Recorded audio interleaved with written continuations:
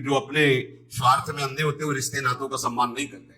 अब ये स्त्री शरीर में थी तो राक्षसी, पर मन मारे बैठी थी कि कोई हमें ऐसा खर दूषण तृष्णा, ये सब अनुगामी थे रावण के, रावण की आज्ञा पे चलते थे।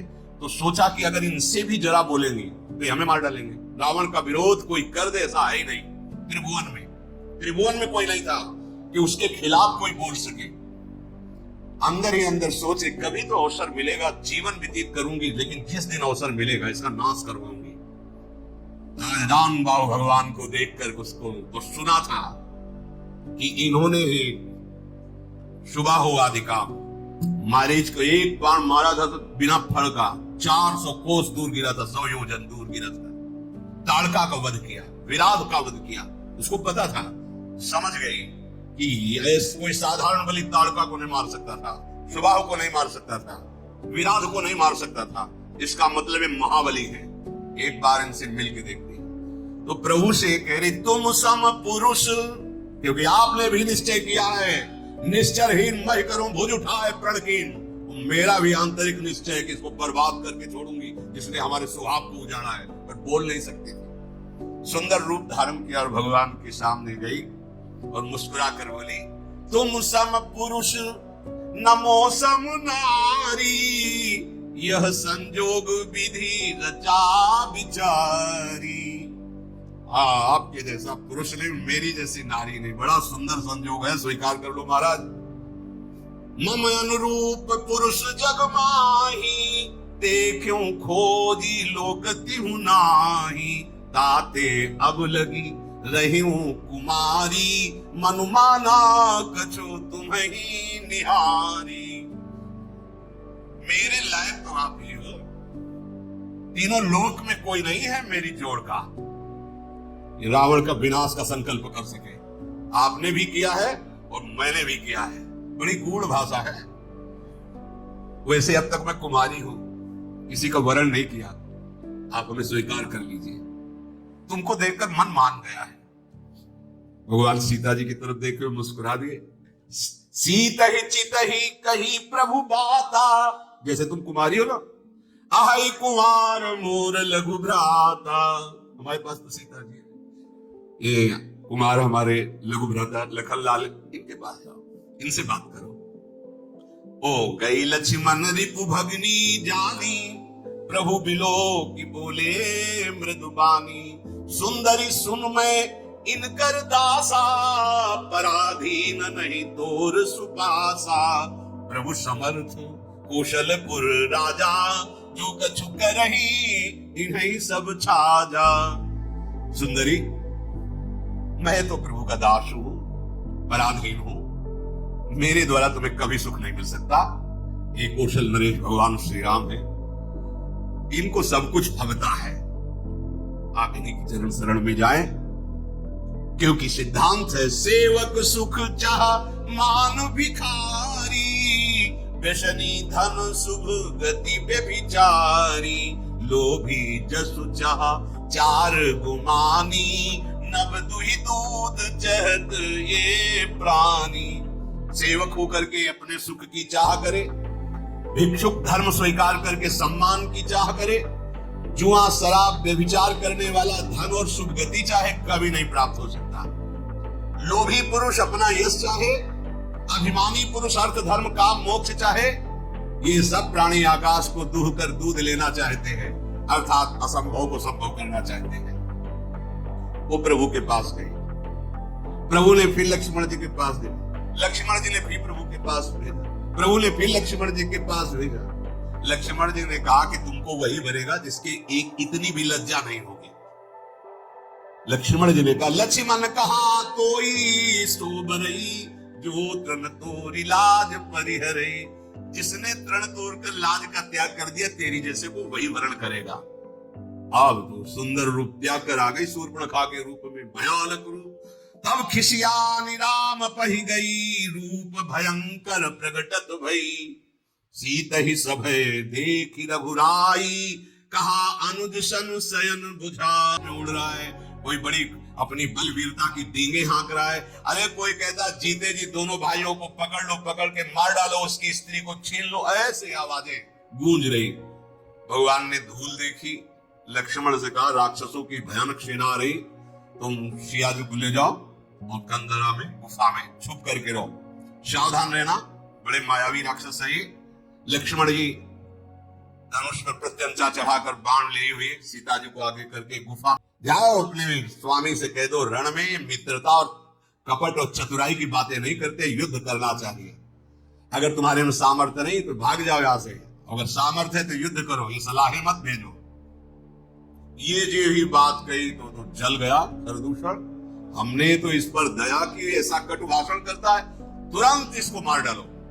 अब योद्धा बाण धनुष तोमर शक्ति बर्ची कृपाण परिक कटार फरसा ये सब लेके राक्षस दौड़ पड़े, बड़े भयानक। सावधान हुई धाये जान सबल आराती, लागे बरसन राम पर अस्त्र शस्त्र बहुभांति, तिनके आयुध तिलसम करि काटे रघुबीर, तानि सरासम श्रवण लगी पुनि छाड़े निज तीर। भगवान ने अपने दिव्यास्त्र के द्वारा जितने राक्षसों के अस्त्र थे सबको काट दिया और बहुत खींच करके जोर से बाण का संधान करके, बाण ऐसे फुफकारते हुए अमोघ बाण भगवान के हैं, कोई ऐसा नहीं बच रहा जो सामने खड़ा हो सके। कुछ कटते जा रहे हैं, कई कई जगह से जब बड़े बड़े निशाचर देखते भागना शुरू किया सामने से।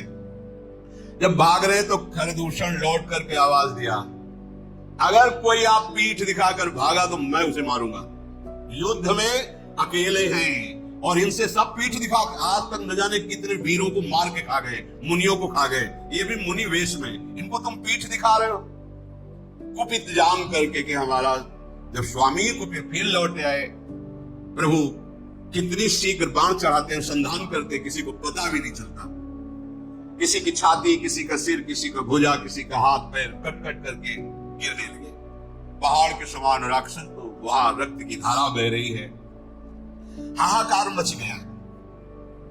अब भगवान ने एक बाण ऐसा संधान किया कि सबको सामने वाला राम दिखाई दे रहा है, वो पूरी भीड़ में राक्षसों की एक बाण सम्मोहन ऐसा कि सामने वाला राम को उसको काटना, उसको वो राम दिखाई दे रहे, वो उसको आपस में राम राम कही तनु तजहि पावहि पद निर्वाण, करि उपाय रिपु मारे छन मह कृपा निधान। ये राम, वो कहां जा रहे हैं? सब भगवान के धाम पहुंच रहे हैं, क्योंकि अंतिम में राम दर्शन और मुख से नाम, ये बड़े बड़े ऋषि जन मांगते हैं, जो ऋषियों को भी नहीं मिलता। वो घोर राक्षसों को भगवान जब अवतार लेते हैं तब वो लाभ प्राप्त हो जाता है।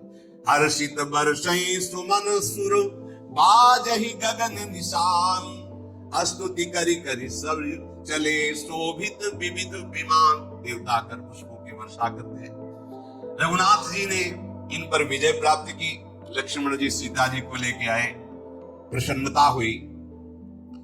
सीता जी श्री राम जी के उस रूप को देख रहे हैं, भ्रकुटी चढ़ी हुई, धनुष पर बाण संधान करते हुए जैसे वैसे जब स्वरूप को देखा,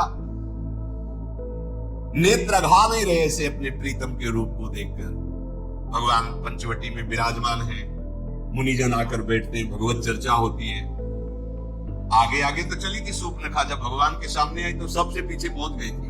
जब सब सुहा हो गए, देखा इधर का काम पेट। अब वो वहां से नहीं, लंका में, और सभा में जाकर के हाथ पटक पटक के जमीन पे, छाती पे, माथे पे रोने लगी। रावण ने देखा, क्या बात है, तेरी दशा ऐसी किसने की? बोले मदिरा पीता है और पड़ा रहता, सुख भोग करता है, ऐसे कहीं राज्य चलता है? सूर्पनखा ने कहा, करसिपान सोवस दिन राती सुध नहीं तो सिर परा राती। बहुत बड़ा दुश्मन आ गया है तुम्हारा, तुम राजनीति को जानते नहीं हो, केवल शराब पीते हो, मदिरा पीते हो और उन्मत्त होकर महल में बने रहते हो। जानते हो अगर विषयों का संग करे तो सन्यासी का नाश हो जाता है, अगर ठीक सलाह देने वाला मंत्री ना हो तो राजा का नाश हो जाता है, अगर मान प्रिय लगने लगे तो ज्ञान का नाश हो जाता है, मदिरा पीने का वाले का ऐश्वर्य और लज्जा का नाश हो जाता है, विवेक ना हो तो वैराग्य केवल नाटक रह जाता है। ऐसे ही यदि राजनीति सही ना हो तो राजा का नाश हो जाता है। मैं सही कहती हूँ कि अब तुम्हारे नाश का अवसर आ गया है। बहुत बड़ा दुश्मन तुम्हारे समीप आ चुका है। दुश्मन को और आग को कभी छोटा नहीं समझना चाहिए रावण।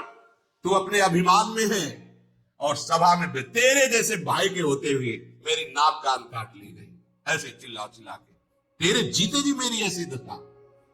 सारी सभा खड़ी हो गई क्रोध से।